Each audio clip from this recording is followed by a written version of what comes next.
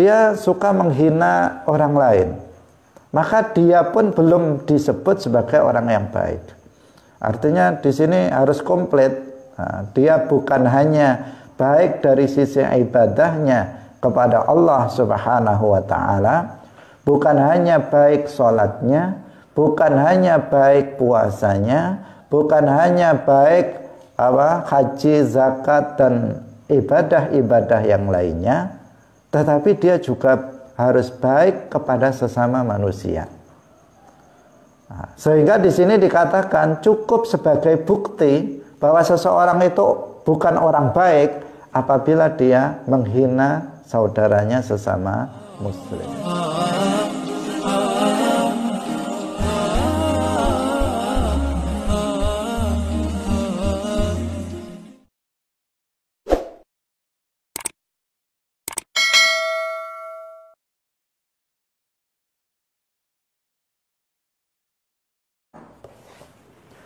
Assalamualaikum warahmatullahi wabarakatuh. Kaum muslimin dan muslimat rahimakumullah. Pada pagi hari ini kita akan melanjutkan hadis yang ke-36.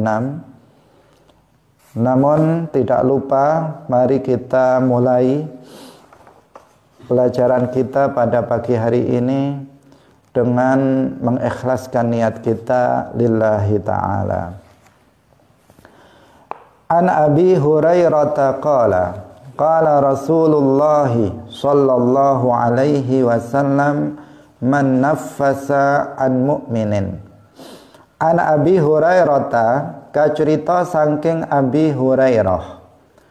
Qala ngendika sapa Abu Hurairah, qala wasdawuh sapa Rasulullah sallallahu alaihi wasallam, man naffasa an mu'minin, man utawi sapane wong iku naffasa bebasaken sapa man an mu'minin saking wong mukmin, kurbatan ing kesedihan, min kurabid dunya saking pira-pira kesedihan donya, nafasa mongko bebasaken sapa Allahu Gusti Allah anhu saking man kurbatan ing kesedihan min kurabi yaumil qiyamati saking pira-pira kesedihane dina kiamat.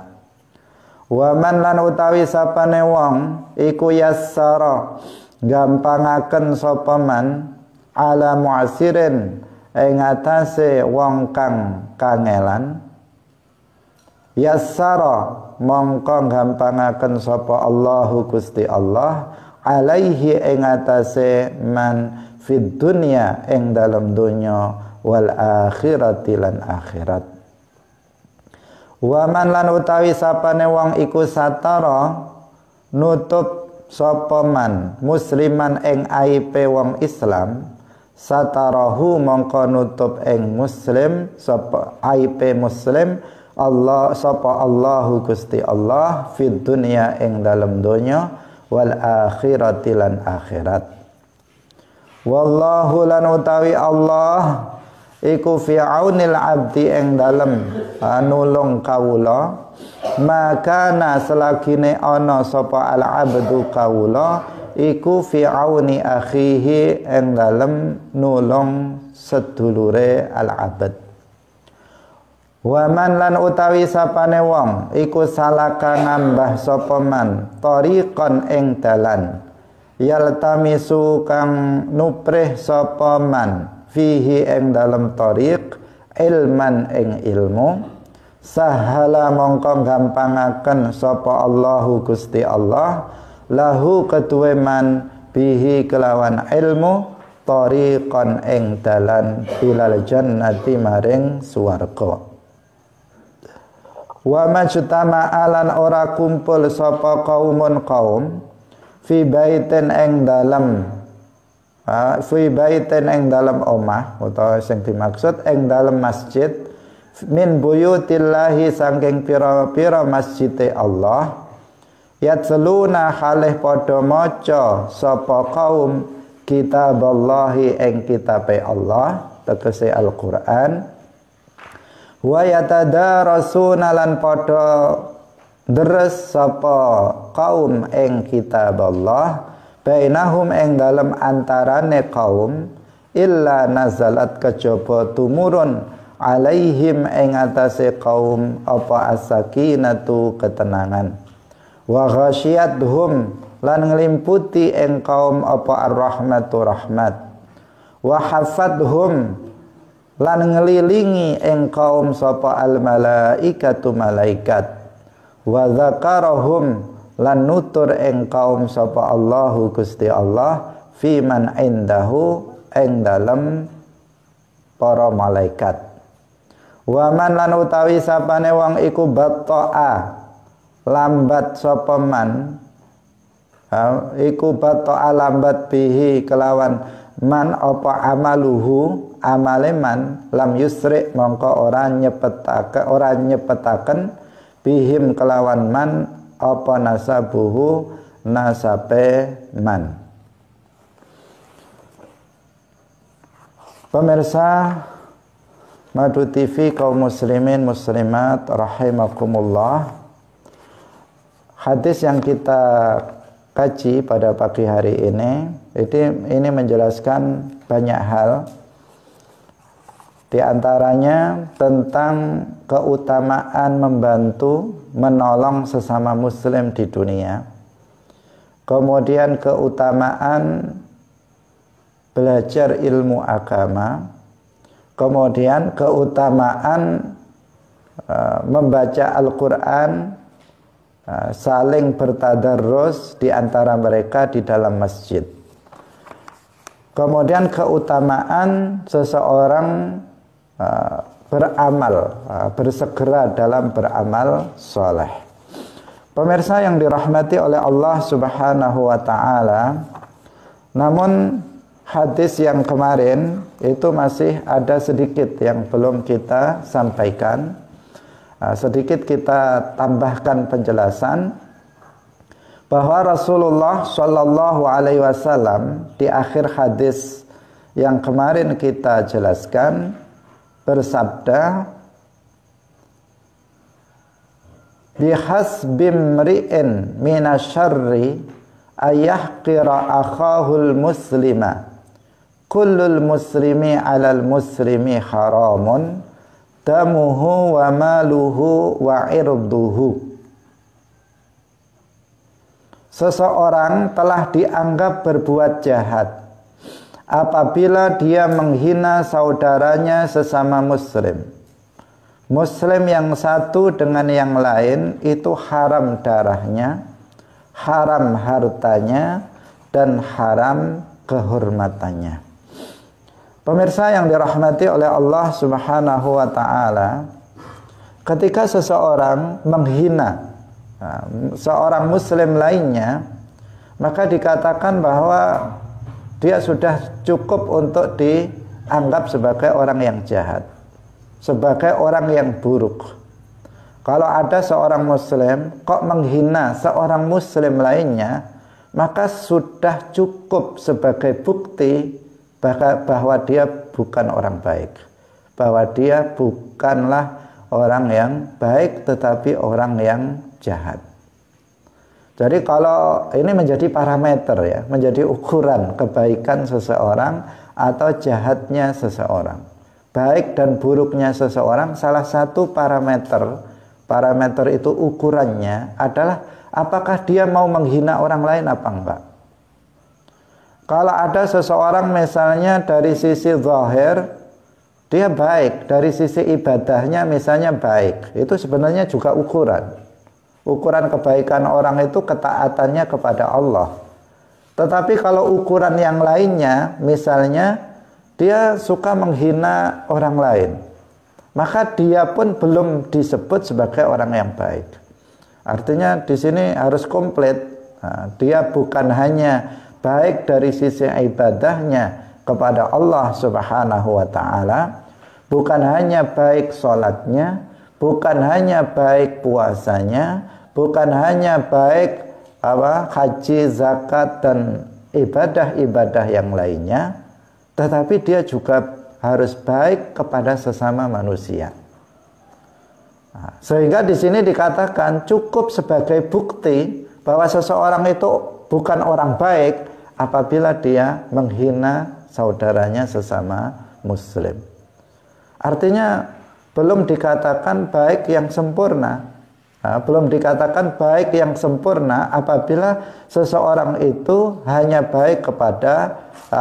baik hubungannya kepada Allah dalam hal ketaatan ibadah kepada Allah, ibadah mahdhah kepada Allah, sementara dia tidak baik kepada sesama. Karena pada hakikatnya berbuat baik kepada sesama itu adalah ketaatan kepada Allah. Jadi saya ulangi lagi, pada hakikatnya berbuat baik kepada sesama muslim itu adalah berbuat taat kepada Allah. Jika seseorang itu ketaatan yang dilakukannya itu hanya hal-hal yang terkait langsung dengan ibadah kepada Allah, sementara yang terkait dengan sesama manusia itu tidak diperhatikan, maka berarti dia ketaatannya kepada Allah itu tidak sempurna.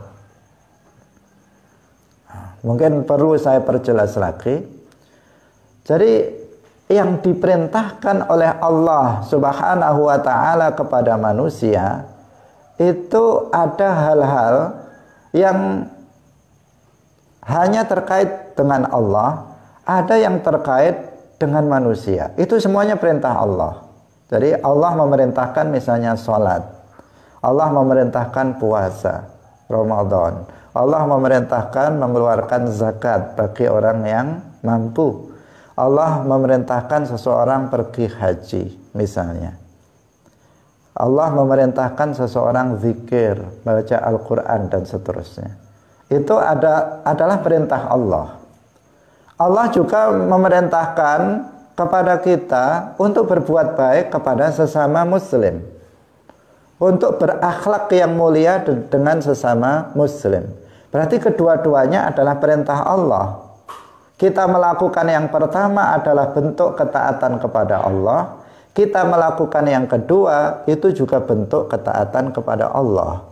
Jika kita melakukan misalnya hanya yang pertama, sholat 5 waktu, puasa Ramadan, zakat, haji saja, sementara yang kedua yaitu berbuat baik kepada sesama tidak kita lakukan, artinya apa? Hanya sebagian perintah Allah yang kita jalankan, sementara sebagian yang lain tidak. Maka cukup menjadi sebuah parameter ukuran kebaikan atau keburukan seseorang, di antaranya adalah bagaimana seseorang memperlakukan saudaranya sesama muslim. Jika dia suka menghina kepada sesama muslim, maka dia bukan orang baik. Maka dia bukan orang baik meskipun secara zahir perbuatan ibadah mahdhahnya itu baik. Karena itu kita harus tidak boleh mengabaikan salah satu dari keduanya. Karena ada sebagian orang baik di yang pertama tetapi tidak baik di yang kedua. Ada juga sebaliknya orang yang baik di yang kedua tetapi tidak baik di yang pertama. Kalau dengan sesama muslim, baiknya luar biasa. Dia suka membantu, dia suka menolong, dia suka menghilangkan kesedihan orang lain, tidak pernah menghina orang lain, tidak pernah suudzon kepada orang lain. Tetapi dia nggak sholat 5 waktu, dia tidak puasa Ramadan. Ini orang baik atau bukan? Bukan orang baik juga. Bukan orang baik juga. Kenapa harus dua-duanya? Dia menjalankan perintah Allah itu secara sempurna, baik yang berkaitan dengan manusia maupun yang tidak berkaitan dengan manusia, langsung berkaitan dengan ibadah kepada Allah Subhanahu wa ta'ala. Jadi di sini bukan berarti bahwa ukuran baik dan buruk seseorang itu pada bagaimana pergaulannya dengan sesama, lantas yang ibadahnya itu bukan ukuran. Enggak, dua-duanya menjadi ukuran. Kedua-duanya harus sama-sama dilakukan oleh sesama muslim. Jangan sampai hadis ini juga dipahami sebaliknya nanti. Di sini dikatakan, oh bukti kejahatan seseorang apabila seseorang menghina orang lain. Apabila akhlaknya kepada sesama itu tidak baik, maka dia berarti orang yang jahat. Itu bukti, itu adalah parameternya. Oh, kalau begitu saya hanya baik kepada sesama, kemudian ibadahnya tidak diperhatikan. Itu juga keliru. Nah, karena ini adalah salah satu parameter, bukan satu-satunya parameter, bukan ukuran satu-satunya parameter. Nah, karena kebaikan yang paling utama itu adalah iman. Nah, adalah keimanan itu yang utama. Afdalul a'mali imanun billahi wa rasulihi. Parameter utama kebaikan seseorang itu adalah apakah orang itu mukmin atau kafir. Kalau dia mukmin berarti dia orang baik, kalau kafir maka dia bukan orang baik. Itu parameter utama. Kemudian baru bagaimana ketaatan dia kepada Allah dalam amaliyah, baik yang berkaitan dengan ibadah maupun yang berkaitan dengan pergaulan dengan sesama muslim. Pemirsa yang dirahmati oleh Allah Subhanahu wa taala, kemudian Rasulullah Shallallahu alaihi wasallam menjelaskan bahwa seorang muslim dengan muslim yang lain itu haram darahnya, haram hartanya, dan haram kehormatannya. Haram darahnya artinya nggak boleh seorang muslim itu membunuh sesama muslim dengan tanpa hak. Tidak boleh seorang muslim membunuh orang Islam tanpa hak. Dalam Al-Quran disebutkan wala taqtulun nafsallati harramallahu illa bil haqq. Janganlah kalian membunuh jiwa yang diharamkan oleh Allah kecuali dengan hak. Dengan hak itu misalnya ya ketika seseorang misalnya ketika seseorang mengkisas seorang yang melakukan perbuatan pembunuhan, itu membunuh dengan hak yang dilakukan oleh seorang imam. Nah, maka itu diperbolehkan itu membunuh dengan tanpa hak karena membunuh yang diperintahkan di dalam di dalam Islam.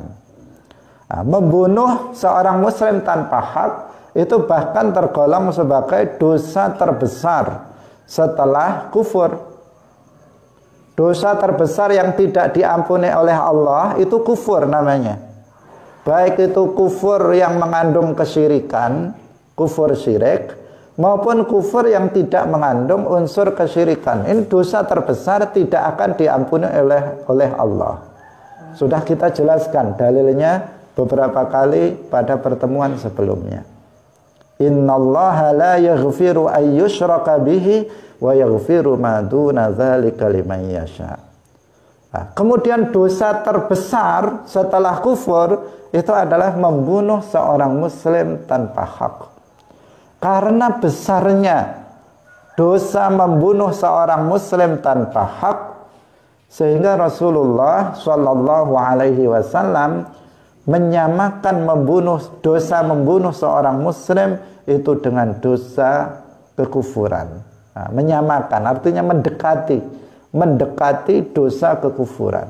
Dalam hadis Rasulullah Shallallahu alaihi wasallam bersabda, sibabul muslimi fusuqun wa qitaluhu kufrun. Mencaci seorang muslim adalah kefasikan dan membunuhnya adalah serupa dengan kekufuran, artinya dosa besar. Nah, jadi di sini lafadz wa qitaluhu kufrun, nah, itu artinya adalah kufrun duna kufrin, kufur di bawah kekufuran, artinya dosa besar.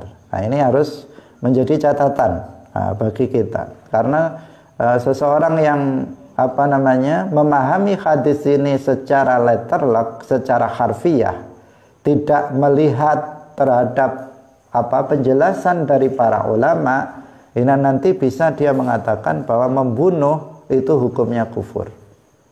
Nah, padahal tidak demikian. Membunuh seorang muslim tanpa hak itu hukumnya dosa besar di bawah kekufuran. Kufrun duna kufrin. Nah, kecuali apabila seseorang itu menghalalkan membunuh seorang muslim tanpa hak. Kalau seseorang membunuh seorang muslim tanpa hak dengan alasan misalnya emosi, dia sebenarnya tahu itu haram, tetapi karena emosi kemudian dia membunuhnya, maka dia berdosa besar, tidak kafir. Tetapi apabila ada seorang muslim membunuh saudara muslimnya, dengan alasan dia meyakini bahwa membunuh seorang muslim itu hukumnya boleh, maka di sini baru dia kufur, jatuh kepada kekufuran, keluar dari Islam. Tapi kalau ada seseorang membunuh seorang muslim tanpa menghalalkan membunuh seorang muslim tanpa hak, maka dia tidak menjadi kafir, tetapi dia jatuh pada dosa besar. Itulah makna wa qitaluhu kufrun. Pemirsa kaum muslimin rahimakumullah. Kemudian yang kedua, haram hartanya. Artinya bahwa tidak boleh bagi seorang muslim itu memakan harta saudara muslim lainnya secara batil. Tidak boleh seseorang misalnya mencuri harta seorang muslim. Tidak boleh seseorang menghasab harta seorang muslim. Tidak boleh seseorang mengambil harta orang lain dengan secara riba. Mengatakan kamu saya hutangi 100.000, nanti kembalikan 150.000 ya misalnya. Itu artinya ya, dia mengambil harta orang lain dengan cara riba. Tidak boleh seseorang misalnya mengambil harta orang lain dengan cara mencopet, merampok dan semacamnya. Nah, ini adalah yang dimaksud bahwa harta seorang muslim itu haram bagi muslim yang lainnya, artinya haram untuk diambil secara batil tanpa hak. Kalau diambil secara hak itu seperti apa ya? Misalnya dengan jual beli. Nah, harta kamu kemudian saya beli, maka berarti harta itu menjadi milik saya secara sah. Saya ambil secara sah, secara hak. Tetapi kalau harta itu kemudian saya ambil secara paksa, maka itu berarti mengambil harta orang lain tanpa hak. Nah, ini tidak diperbolehkan. Pokoknya nggak boleh kita mengganggu harta milik orang lain, mengambil harta milik orang lain, memakan harta milik orang lain tanpa hak. Kemudian yang ketiga, haram kehormatannya. Kehormatan seorang muslim itu harus dihargai. Tidak boleh bagi seseorang kemudian mengganggu kehormatan seorang muslim. Penting untuk dijaga. Tidak boleh seseorang merusak kehormatan seorang muslim. Seperti apa merusak kehormatan seorang muslim? Misalnya melakukan qadzaf. Qadzaf itu adalah menuduh seorang muslim melakukan zina sementara dia tidak memiliki bukti. Dia tidak ada saksi, tidak ada 4 orang saksi yang melihat secara langsung bahwa si fulan orang muslim itu melakukan zina. Tetapi dia kemudian menuduhnya secara serampangan. Maka ini adalah perkara yang haram. Tidak boleh, dia menghancurkan kehormatan seorang muslim. Sehingga di dalam ini sangat ketat dalam dalam seseorang menuduh seseorang melakukan zina itu tidak ringan. Yang pertama, ada kalanya dengan pengakuan dari orang tersebut atau dengan ada 4 orang saksi. 4 orang saksi laki-laki yang adil, yang melihat secara langsung perzinaan tersebut. Tidak boleh seseorang kemudian hanya melihat ada 2 orang laki-laki dan perempuan berduaan, kemudian langsung dikatakan kamu telah berzina. Tidak boleh. Tidak boleh bahkan seseorang melihat ada 2 orang laki-laki dan perempuan dalam satu kamar, misalnya dia mengatakan mereka berzina. Tidak boleh mengatakan seperti itu. Itu saking saking harus dijaganya kehormatan seorang muslim. Tidak boleh dijatuhkan kehormatan seorang muslim itu. Nah, Islam sangat menjaga kehormatan seorang muslim. Jangan juga dihina. Menghina seorang muslim berarti apa? Berarti menghilangkan kehormatannya di hadapan orang banyak. Kemudian disebut kamu orang kere misalnya. Bagaimana dia hancur kehormatannya di hadapan banyak orang. Kamu orang miskin, kamu sudah jelek, miskin lagi dan sebagainya. Itu namanya apa? Menghina seorang muslim. Nah, itu apa? Itu bisa menjatuhkan kehormatan seorang muslim, hukumnya adalah haram. Atau menggunjingnya, merasani, dirasani, itu artinya apa? Menjatuhkan kehormatan seorang muslim pada orang lain. Oh dia begini, seakan-akan orang tersebut tidak memiliki nilai kebaikan sama sekali. Seakan-akan dia tidak memiliki kehormatan sama sekali. Padahal dengan menjadi seorang muslim, maka dia memiliki kehormatan yang harus dijaga. Dengan mencaci makinya dan semacamnya, itu semuanya diharamkan. Karena apa? Karena itu akan menjatuhkan kehormatan seorang muslim. Pemirsa yang dirahmati oleh Allah Subhanahu wa taala, ini akhir dari hadis yang ke-35 yang belum kita jelaskan. Sekarang kita masuk pada hadis yang ke-36. Hadis ini diriwayatkan oleh sahabat Abu Hurairah.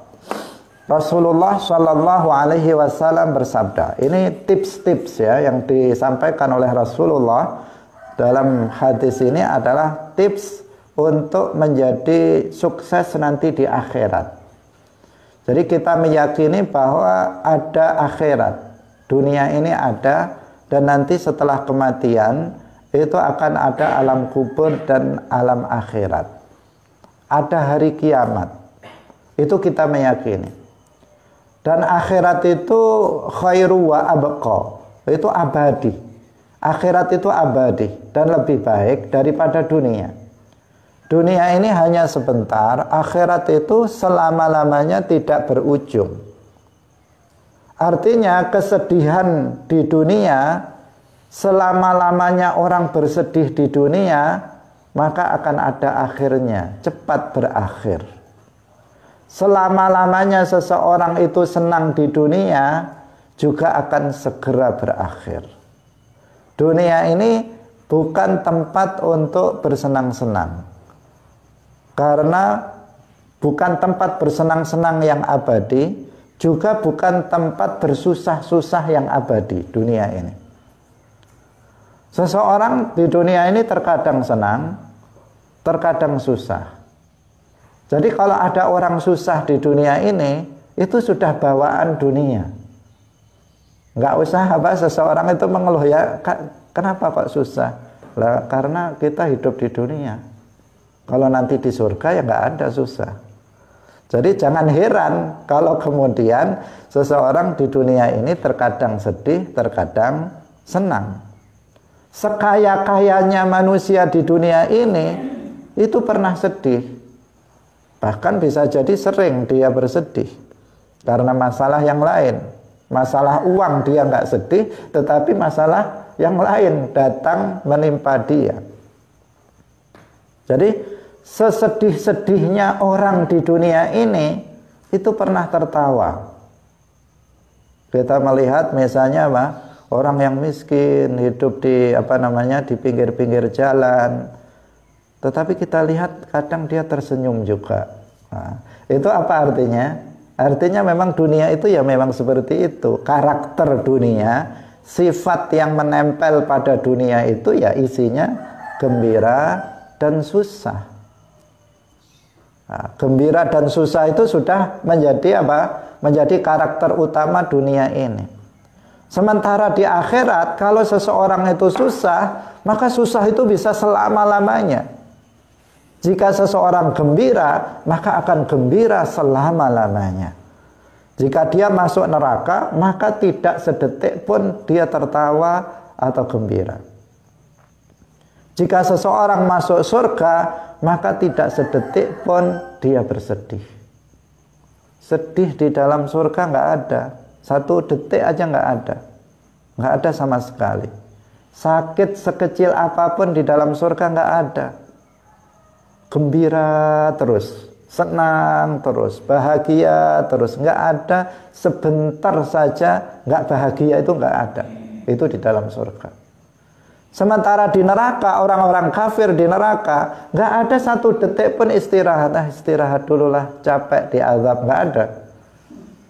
Terus menerus diazab di dalam neraka.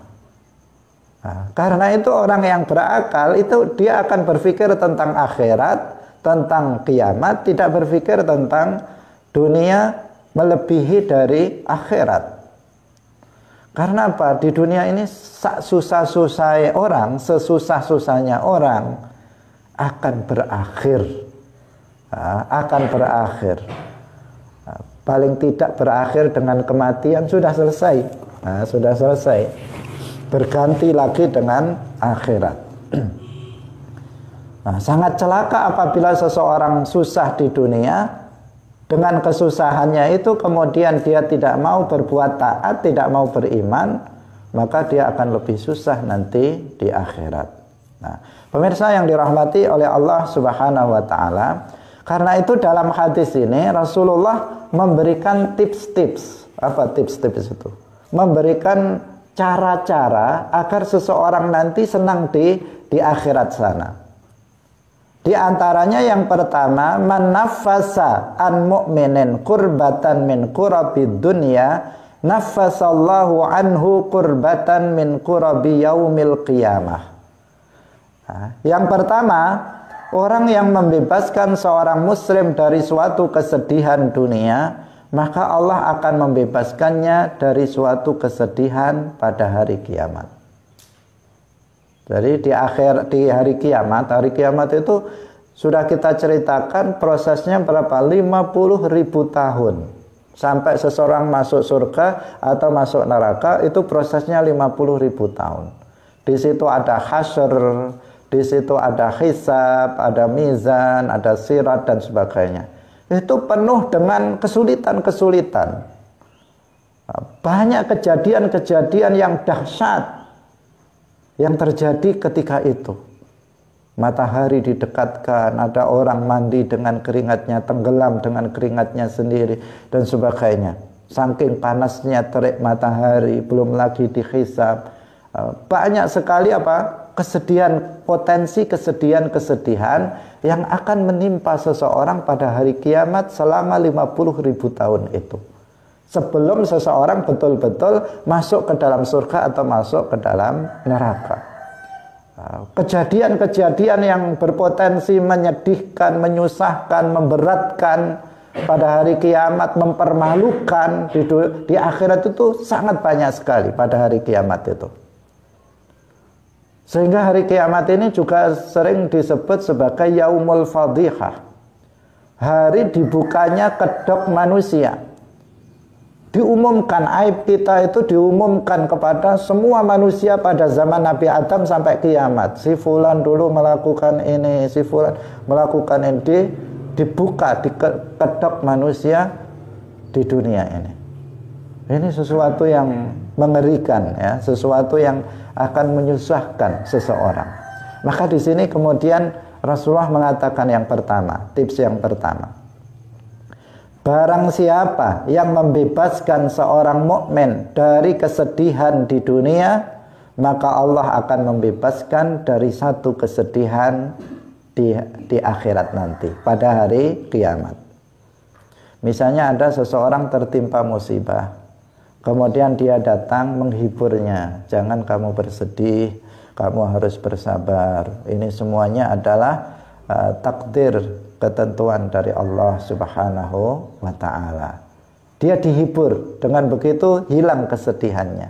Maka dia akan dihilangkan satu kesedihan nanti di akhirat. Kalau dia ketemu seorang muslim yang sedang bersedih lagi, kemudian dia datang menghiburnya, misalnya salah satu anggota keluarganya itu meninggal dunia, kemudian dia menghiburnya, kamu harus bersedih, kamu jangan apa namanya, misalnya ini namanya tujuan daripada takziah itu sebenarnya adalah menghibur keluarga orang yang ditinggal mati. Itulah takziah. Jadi menghibur, takziah itu menghibur orang yang ditinggal mati oleh keluarganya, oleh apa namanya, salah satu dari anggota keluarganya. Nah, orang yang melakukan itu maka dia akan dihilangkan kesedihannya nanti di akhirat. Ada seseorang yang tertimpa musibah, kena bencana longsor, kena bencana banjir, kena kebakaran, gempa bumi dan sebagainya. Kemudian kita datang untuk menghiburnya atas musibah tersebut, maka di sini kata Rasulullah, dia akan dihilangkan kesedihannya nanti di akhirat. Artinya semakin sering seseorang itu menghibur, menghilangkan kesedihan orang yang terkena musibah, maka semakin dia berpeluang untuk kesedihan demi kesedihan nanti di akhirat itu dihilangkan oleh Allah Subhanahu wa ta'ala. Ini yang pertama.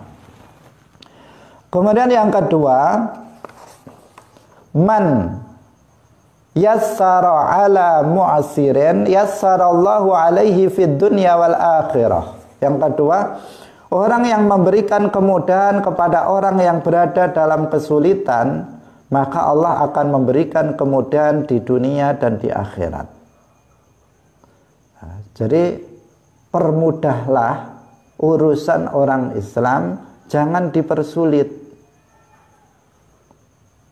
Sebagian orang berprinsip kalau masih bisa dipersulit ngapain dipermudah. Lah ini bahaya. Nah, jadi kita harus, apalagi kita kalau memiliki memiliki kekuasaan, kita memiliki jabatan, yang dengan jabatan itu kita bisa mempermudah urusan seorang muslim, maka hendaknya kita lakukan. Jangan dipersulit. Permudah. Nah, ketika masih bisa dipermudah, jangan dipersulit. Bahkan yang sulit permudahlah, sederhanakan agar menjadi mudah, sehingga orang Islam itu tidak kesulitan dalam segala urusannya. Apapun dia memiliki kesulitan, permudah jalannya. Baik itu dalam urusan apa saja, dalam urusan ekonomi atau dalam urusan dunia lainnya, maka hendaknya kita mempermudahnya. Kita carikan solusinya seorang mukmin yang dalam kondisi kesulitan. Kemudian yang ketiga, man satara musliman satarallahu fid dunya wal akhirah. Tips yang ketiga, barang siapa yang menutup aib seorang muslim, maka Allah akan menutup aib dia nanti di akhirat. Di dunia dan di akhirat, bahkan fid dunya wal akhirah, di dunia dan di akhirat. Nah, setiap kita itu memiliki aib. Aib itu artinya sesuatu yang kita tidak ingin diketahui oleh orang lain. Kita tidak ingin dilihat oleh orang lain. Siapapun kita pasti memiliki aib. Apa artinya aib? Sesuatu yang kita tidak ingin orang lain tahu tentang sesuatu itu. Itu namanya aib. Dan setiap orang memiliki aib. Di dunia kita tidak ingin aib itu nanti akan dibuka atau ketahuan oleh orang lain. Kita tidak ingin itu di dunia. Maka aib itu biasanya kita simpan rapat-rapat. Jangan sampai orang mengetahuinya. Nah, di akhirat semua aib manusia akan dibongkar, seperti yang tadi kita jelaskan. Ketika manusia itu dihisab, maka satu persatu aib manusia yang pernah dia lakukan itu akan diumumkan secara luas, diperdengarkan kepada semua manusia yang berkumpul di mahsyar ketika itu. Termasuk yang kita simpan rapat-rapat, semuanya akan ditunjukkan oleh Allah Subhanahu wa taala kepada umat manusia. Yang mengetahui bukan hanya satu keluarga kita, bukan hanya satu RT yang tahu, bukan hanya satu desa, bukan hanya satu kabupaten, bahkan bukan hanya satu negara yang mengetahuinya. Seperti sebagian orang banyak yang di TV-TV itu apa, aibnya dibuka di hadapan satu negara, semuanya tahu. Itu tidak boleh. Tetapi aib itu akan dibuka kepada seluruh manusia, seluruh dunia, bukan hanya manusia pada masa ini, tetapi manusia sejak masa awal sampai masa akhir. Itu. Nah, di sini Rasulullah memberitahukan cara agar aib kita itu ditutup oleh Allah Subhanahu wa taala pada hari kiamat. Bagaimana caranya? Kita harus menutup aib orang lain. Artinya jangan ceritakan aib orang lain. Tajassus, mencari-cari aib orang lain, hukumnya haram. Jelas nggak boleh. Dalam hadis yang lain disebutkan itu. Kita nggak boleh mencari-cari aib orang lain. Tetapi terkadang kita itu mengetahui aib orang lain tanpa sengaja. Jadi tanpa sengaja kita tahu tentang aib orang lain. Maka di sini apa kewajiban kita? Kewajiban kita adalah menyembunyikan, menutup aib itu, jangan diceritakan kepada seorang pun. Biarkan kita yang tahu dan dia yang tahu. Kalau itu aib yang berupa kemaksiatan, kalau kita tahu, maka kita nasihati empat mata, jangan sampai orang tahu. Nah, tetapi jika itu aib yang kemudian dia sudah bertaubat darinya, kita sudah tahu dia melakukannya tapi dia sudah bertaubat, udah biarkan. Nah, biarkan, jangan sampai ada orang ketiga yang tahu. Nah, itu namanya apa? Menutup aib seorang muslim. Jangan malah dicerita-ceritakan. Atau bahkan apa? Dia mengambil HP-nya, Android-nya, kemudian apa? Di-upload di Facebook atau di WA, si fulan begini. Seperti yang dilakukan oleh kebanyakan orang. Begitu mendengar dia mendapatkan berita tentang seseorang, apalagi seorang pemimpin umat Islam, apalagi seorang ulama, ada seseorang yang kemudian mengupload aib seorang muslim, kemudian dia tanpa berpikir menyebarluaskannya. Ini sungguh akhlak yang sangat tercela, sangat buruk. Ini banyak dilakukan oleh orang sekarang. Kalau tidak kalau tidak menyebarkan aib orang lain, dalam satu hari seakan-akan dia seakan-akan ada yang kurang dalam hidupnya. Banyak orang yang pekerjaannya seperti itu setiap hari. Biar viral, biar dia menjadi trending topik apa yang dia sampaikan. Tetapi isinya menyebarkan aib orang lain. Aib itu memang ada pada seseorang, itu nggak boleh disebarluaskan. Apalagi kemudian fitnah, belum tentu benar, sudah disebarluaskan. Ini tambah parah. Seandainya betul-betul ada pada diri seorang muslim, betul-betul aib itu betul-betul dia melakukannya, itu saja nggak boleh disebarluaskan. Sekarang belum jelas itu betul apa tidak, dia melakukannya atau tidak, kemudian dia menyebarluaskannya. Lebih parah lagi, dia sudah tahu kalau itu berita hoax, bahwa itu tidak benar tentang seseorang, tetapi kemudian dia malah menyebarluaskannya. Nah, jadi ini sama, mengucapkannya dengan lisan, dengan menulisnya melalui media sosial, itu sama. Karena itu kaum muslimin muslimat rahimakumullah, janganlah kita menggunakan media sosial untuk menyebarkan aib orang lain. Janganlah kita menggunakan media sosial untuk menghibah orang lain. Jangan kita manfaatkan atau kita gunakan media sosial untuk mencaci maki orang lain, untuk mencela, untuk menghina orang lain, atau untuk menfitnah orang lain. Ini dosanya sangat berat. Karena media sosial, bagaimana ketika seseorang sulit akan menghentikannya. Hari ini dia mengupload misalnya tentang aib seseorang, maka dalam 1 detik ini sudah meluncur ke seluruh dunia. Terlambat dia untuk menghapusnya, maka ini sudah menyebar tanpa bisa dihentikan. Bahkan tulisan kita hari ini itu bisa kita temukan lagi 3 tahun yang akan datang. Loh, ini kok tulisan saya dulu ini.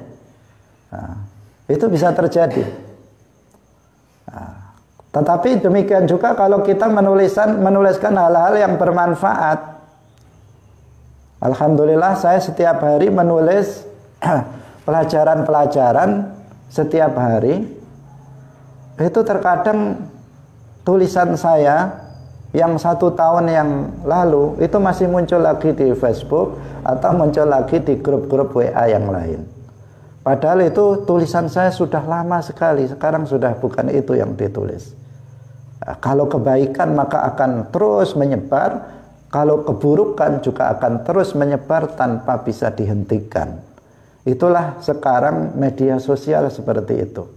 Karena itu setiap orang harus bijak di dalam menggunakan media sosial. Kalau tidak, maka seseorang akan jatuh kepada dosa demi dosa akibat media sosial yang dia gunakan.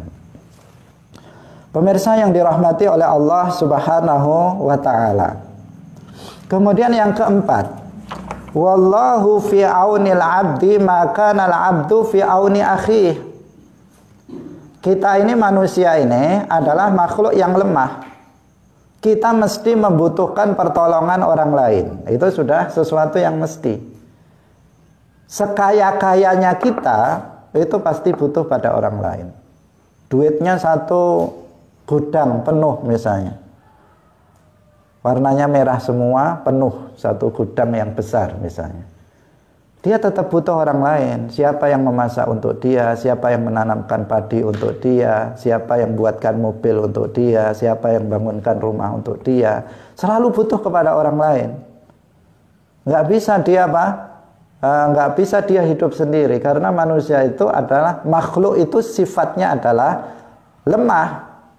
Al-Khaliq Allah Maha Kuasa. Maka Allah itu Al-Ghani, yang maha kaya, tidak membutuhkan sama sekali kepada makhluknya. Fa innallaha ghaniyun 'anil 'alamin, tidak butuh kepada alam semesta. Tetapi makhluk semuanya butuh kepada Allah Subhanahu wa ta'ala. Maka di sini ada tips yang disampaikan oleh Rasulullah. Jika kamu ingin mendapatkan pertolongan dari orang lain, maka kamu harus menolong orang lain.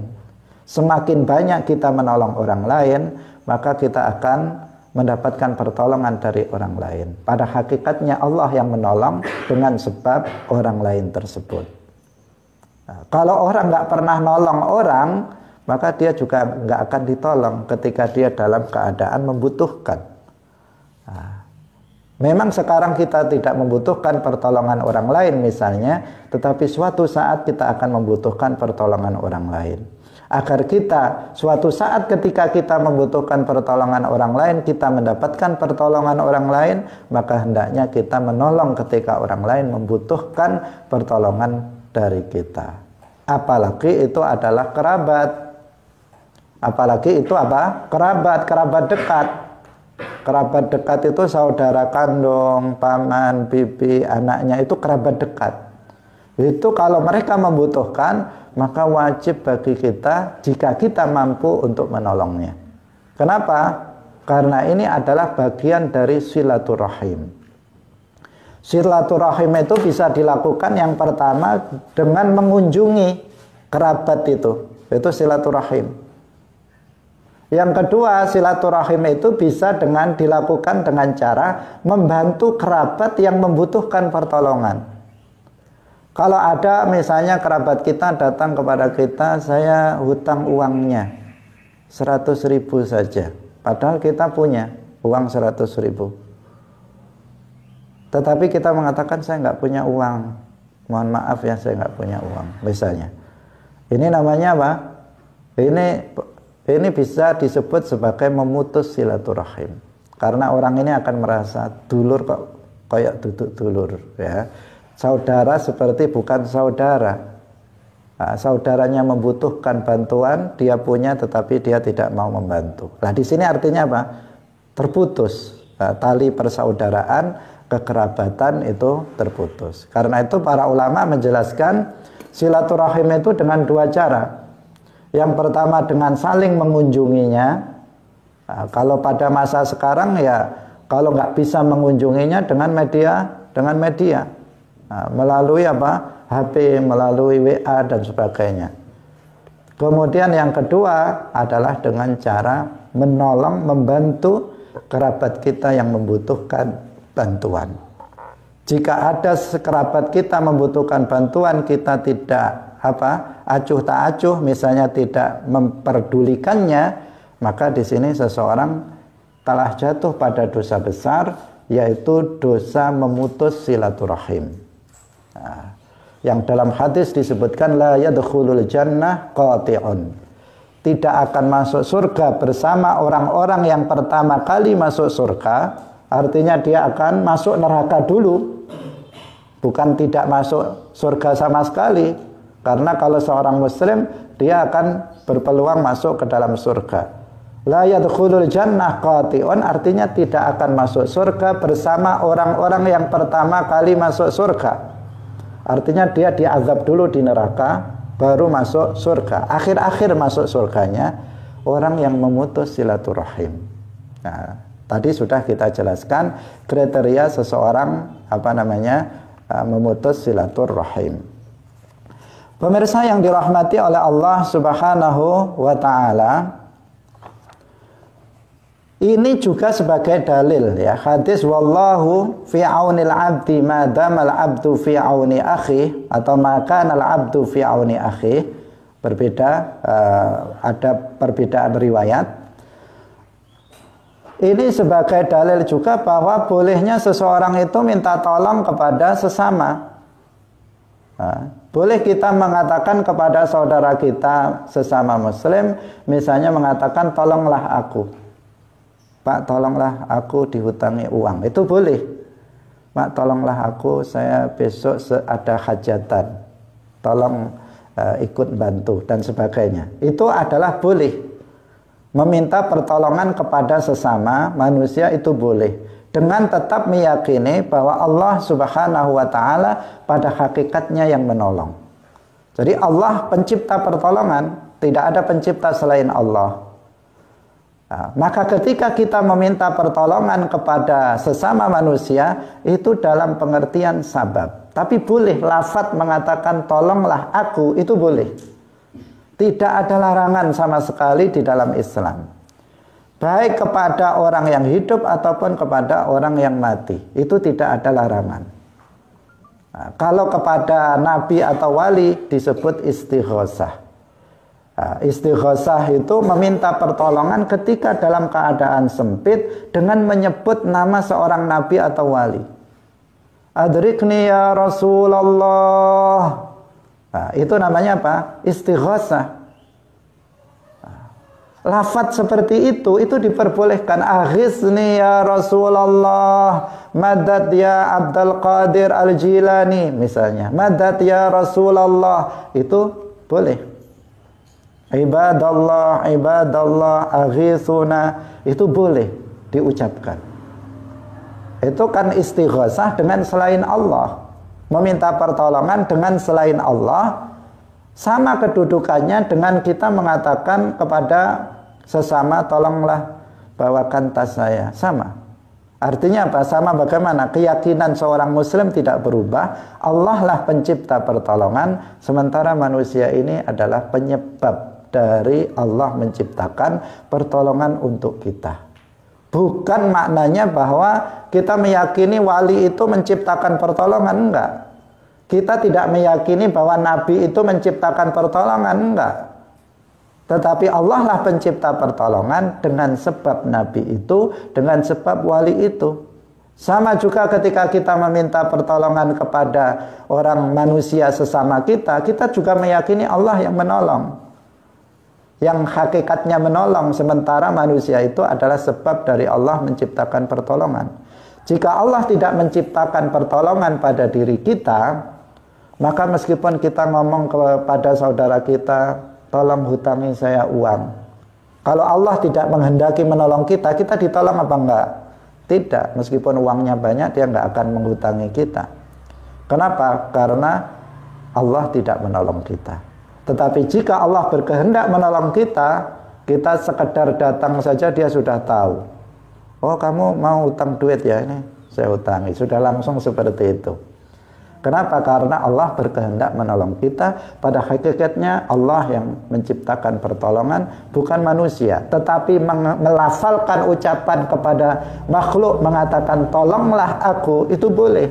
Wallahu fi aunil abdi, maka al abdu fi auni akhih. Dalam ayat yang lain, wa ta'awanu 'alal birri wat taqwa wa la ta'awanu 'alal itsmi wal 'udwan. Waktu sudah habis, semoga bermanfaat. Ada yang tersisa hadis yang belum kita jelaskan, insyaallah kita jelaskan besok karena hadisnya sangat panjang. Barakallahu fikum wallahul muwaffiq ila aqwamit thariq. Wassalamu alaikum warahmatullahi wabarakatuh.